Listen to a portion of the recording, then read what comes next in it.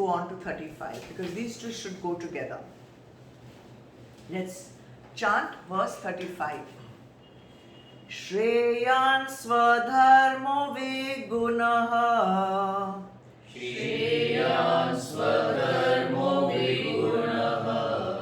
Paradharmat svanushtitat. Paradharmat svanushtitat. Swadharme nidhanam shreya. Swadharme nidhanam shreya. Paradharmo bhayavaha. Paradharmo bhayavaha. All together. Shreya swadharmo vigunaha. Paradharmat svanushtitat. Swadharme nidhanam shreya. Paradharmo bhayavaha. Translation. One's own duty, though devoid of merit, is preferable to the duty of another well performed. Even death in the performance of one's own duty brings blessedness. Another's duty is fraught with fear. Many people don't understand this particular verse and it needs a little bit of an explanation. First, we'll do the meanings. Swadharme, one's own duty. Swa, you know, is self. Dharma, duty. One's own duty. Vigunaha, although defective. Guna, V always means negative, opposite. Although defective, Shreya is better, higher, best. Paradharma, than the duty of another. Swadharma, my duty. Paradharma, somebody else's duty. Svanu shtitat, though well performed. So one's own duty, even if it is badly performed, even if it is not very well performed, is better than doing the duty of somebody else. Nidhanam, even death. Shreya is better, best. Swadharme, while engaged in your own duty. Even if you die performing your own duty, it's preferable. Paradharmo, somebody else's duty, another's duty, bhayavaha, is fraught with fear. Let's understand this. Two very, very important words are here in this shloka. Swadharma and Paradharma. And there are two ways of understanding these two terms. Let's start with the first one, which is more obvious. Swadharma means performing actions according to our vasanas, according to our gunas, which is where the varna system comes in. Now Arjun, he is born a prince. He is born a prince and he is trained in the art of war, as we said last time. He has fought and he has been victorious. What is his vasana? What is his like? What is his guna? Is that of a Kshatriya. And his swadharma is to be a Kshatriya prince. What will he find fulfillment in? He will find fulfillment in adventure, in protection, in protecting people, in doing his princely duties. Will he find fulfillment in being a sannyasi? In chapter 1, you remember? He said, I can't fight this war. I will take my begging bowl and I will become one bhikari. I will take my begging bowl, I will go into the mountains, I'll become a sannyasi. He cannot find fulfillment in becoming a sannyasi because his gunas, his kshatriya tendencies, even if he goes into the mountain, he will go and fight over there with somebody. So he needs to follow the guna with which he is born, his prakriti. So here swadharma means performing actions according to the type of vasanas that are already there in the person's mind. Okay? So therefore what is paradharma? Paradharma means going against that. Going against your guna. Going against your prakriti. And most of us, if we are trying to go against our prakriti without knowing the correct way of doing it, you would be just suppressing it. Most people would just suppress their vasanas because they have learnt in satsang, they have learnt in scripture that this is not a good thing to do. So now let me suppress it. But this is dangerous because vasanas are there with tremendous power and energy, and just suppressing them will not be enough because they can erupt anytime. Alright? Give it a slight occasion when you are not extra vigilant, when your willpower is slightly, compromised, your vasana will simply erupt like a volcano. So what to do now? What if one's vasanas are not sattvic? What to do if our vasanas are not conducive to our spiritual growth? You are telling me don't suppress? Then what, shall I become a robber? Shall I start becoming violent because that's my vasana? Shall I be aggressive? Shall I become a cheater? What should I do? Bhagavan says, and we will come to that verse a little bit later in Bhagavad Gita. He says, you must do your swadharma kushal purvak. Kushal purvak. Beautiful word kushal. Kush, Kush is a kind of a grass which grows in the forests and which they use in the ashrams. They used to use in the ashram for making things and for whatever they were using it. But the grass is very sharp and you have to not just break it, you have to pull it out from the earth with the root. So when you try to do that, your hand gets cut. It is so sharp. So there is a technique with which you have to hold it in such a way that you can pull it without getting cut. So here also you have to use the technique of pulling out your raga and dvesh without getting cut. And that is why it is called Kushal Purvak. How? A. Understand your Prakriti. How to understand your Prakriti? Manifested likes and manifested dislikes, and the previous verse has already told you what to do with your likes and dislikes.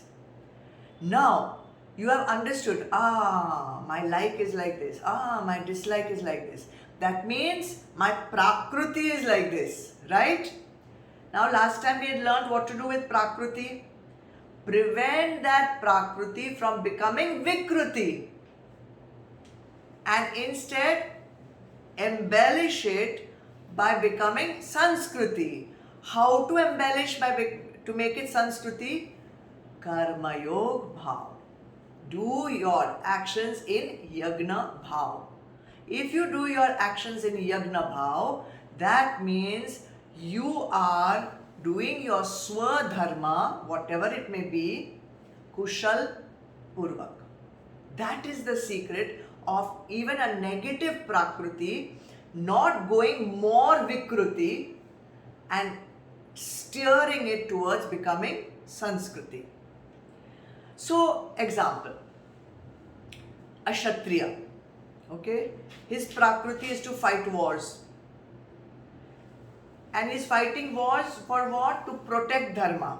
He's not fighting war to grab somebody else's land. He's fighting a war to protect dharma, to protect his kingdom, to protect his praja. Now, if this prakriti of Kshatriya were to go vikruti, vikruti, against wrong use, then that person would become a terrorist. A Kshatriya prakriti which becomes vikruti would become a terrorist, would become a murderer, would become an antisocial element, right? And he has to protect his prakriti. So to prevent himself from going haywire in his Kshatriya dharma, he has to fight the wars in Karma Yoga Bhav, which is what Bhagavan is explaining to Arjun in chapter 3. You see, if this was not told to Arjun before the war started, he would have been fighting this war with dvesh. He would be fighting this war with dvesh for the Kauravas. But if he is fighting this war with Karma Yoga Bhav, with no Karta Bhav, with no Bhokta Bhav, then Bhagavan is saving Arjun from letting his prakriti go into vikruti. And in fact, he is also ensuring that he will not incur any karma. So, that's Arjun. Okay, what about me? What about us? There is no war where we are not Kshatriya and all. What do we have to do? So, we also have buddhi. And our buddhi can also become vikrut if we are not careful. So, if our buddhi, because of past tendencies, because of vasanas of previous lives, if it becomes vikrut, we would be using our buddhi for finding, some ingenious way of stealing, cheating, finding shortcuts, getting things out of line, and we can see people do that where we know many people who will always want to do something piche se, let's find some illegal way, let's find a fast way to do it. They will not go the straight way. Now, if you train your buddhi according to the teachings of the Shastras, we can protect our buddhi from going vikruti. And not only protect it from going vikruti, you have the potential of becoming Jivan Mukt.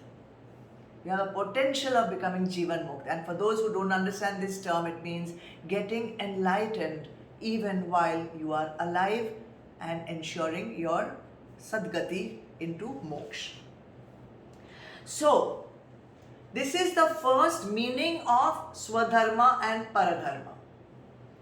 Doing what is according to your vasanas, according to your prakriti, preventing it from becoming vikrut, and not trying to do somebody else's dharma. Like if you're a Kshatriya, do Kshatriya dharma, don't do Sannyaska dharma. But there's a deeper meaning, which is very beautiful. See, every person has a different Swadharma because they have different vasanas, they have different varnas, they have different gunas. But when one Swadharma is there for each and every person, irrespective of what vasana and guna you have. And that Swadharma is to liberate yourself from the cycle of life and death. That is your highest dharma. If you follow the teachings of the Vedas, that will lead you to realizing of the self. Self in Sanskrit is swa. Swa dharma. Your dharma is to go towards your swa, towards yourself, towards your atma. And the Shastras have given us the method of attaining self-realization. You must qualify yourself. Do the prescribed sadhanas. Follow the teachings without complaining. Remember earlier verse. If you are doing that, if you're following your Swadharma, if you're doing the prescribed sadhanas, if you're following the techniques given in the Shastras, you are doing Swadharma. That is the meaning of Swadharma here. And the one who is not following the teachings, the one who is running after sansarik sukhs, not realizing that the highest anand is in the Swa, then he is doing Paradharma. He is not doing the Dharma going towards Swa. He is going towards Para. He is going towards Sansar. So here in this verse, Bhagavan is telling Arjun, your highest Dharma, your Swadharma is to liberate yourself from these endless cycles of life and death. And even if you do your sadhana with mistakes, imperfectly, even if you are not the ideal sadhak, still do it. Even if your sadhana has got some demerit, some faults, incomplete, doesn't matter. Continue. Do your Swadharma instead of giving it up like others and returning back to sansarik sukhs. Giving it up means Paradharma, because it's not taking you where? Towards Swa. So here Swadharma means spiritual duties towards realizing the self.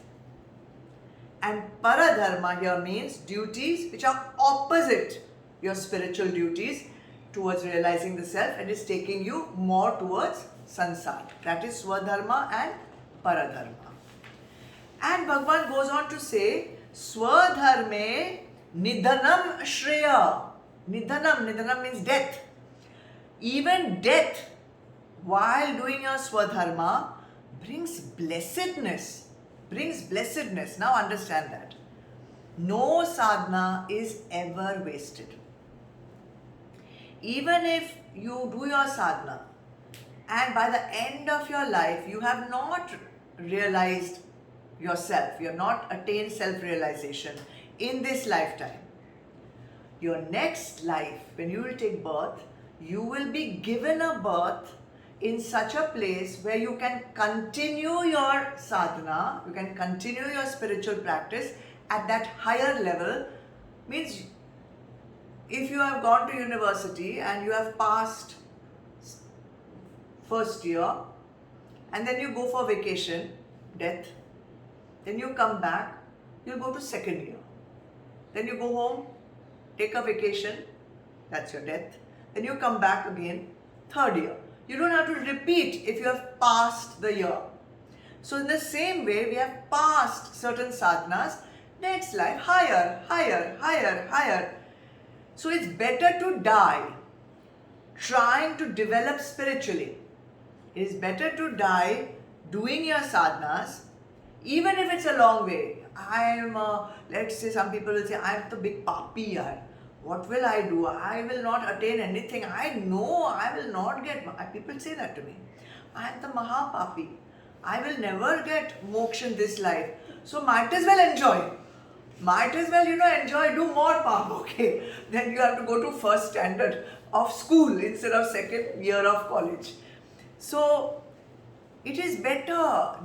You always do sadhana, even imperfectly do sadhana. It will always take you higher and higher.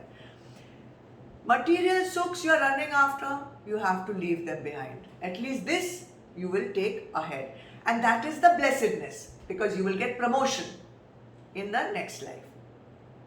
Then Bhagavan says, Paradharmo bhavaha means bhayavaha. Bhayavaha means it is full of fear. What fear? Why should it be fear? I am enjoying my life. Why should I'll do whatever dharma I want. I will behave like a chore. I will behave like a paripantho. I will do this. I will do that. What is there to fear? Oh, there's a lot to fear actually. So what happens at the time of death? This physical body will drop here and go back. Akash will go into Akash. Vayu will go into Vayu. Jal will go into Jal. Whatever. Agni will go into Agni. Prithvi will go into Prithvi. But the Atma will travel. Atma will travel along with the Sukshma Sharir, and it will go and reside in a specific realm based on the way you have lived your current life till you are reborn again. Now, little bit, don't feel scared. I just said bhayavaha, it is fraught with fear, but I must tell you because that's what my job is. Now, if you have been a yogi, yogi means you have led a righteous life. You have done your dharma, you have meditated, you have done your sadhanas beautifully, you have followed the teachings of the Vedas, you have followed the discipline of the Vedas, you will have a very blessed life. You will, after death, your Atma will go to Brahmalok. In Brahmalok, you will stay till the end of Pralay, till Pralay comes, and there you will slowly attain liberation through Krama Mukti. We have talked about Krama Mukti in the evening session. So that is where somebody has done everything very systematically according to the Vedas. If you have done a lot of punya, daan kiya hai, and all kinds of, puja, but with a desire. You have a desire for fame, you may have a desire for name, you may have a desire for child, you may have desire for money. You are doing daan, puja, etc., prescribed duties, but with desire prompted. Then you will go to Chandralok.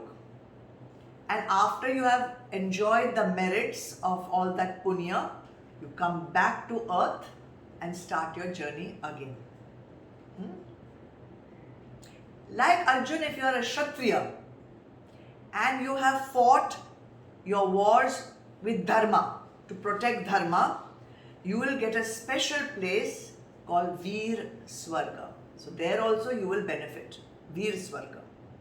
It will come in one of the shlokas later.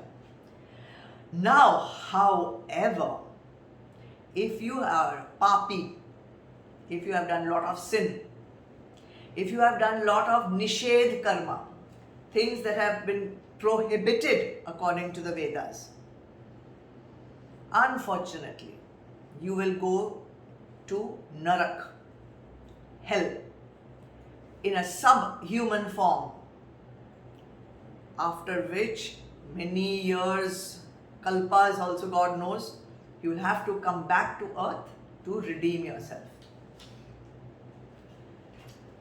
But there are degrees of papis also, there are degrees of sinners. So if you are an extremely vile person, done really, there are degrees of paps. You've done something really horrible, then you will go to a lower level of hell. There are 7 levels of hell, 7 patals. You will go to a very low level of patal, and even then when you will come back to earth, many lives you will have to spend as a mosquito, as a fly, as a creature, till you again redeem yourself to human life. Nobody wants to have that. But one who follows the Vedas without any desire prompted, motive, who attains self-realization in this very life before dying, that person is called Jivan Mukt. Jivan Mukt. He is fully liberated. He never has to come back into the cycle of life and death. He merges with Brahma. Therefore, Bhagavan Krishna is warning Arjun, doing paradharma, doing nishedh karma, not pursuing your spiritual goal is fraught with fear. Bhayavaha. So, Updesh for us, is understand the teachings, follow them as well as you can, because there is a lot at stake. There's a lot at stake. There are future lives at stake. So, we'll stop with this verse because I want you all to think about it carefully. I want you all to contemplate on what we have talked about today.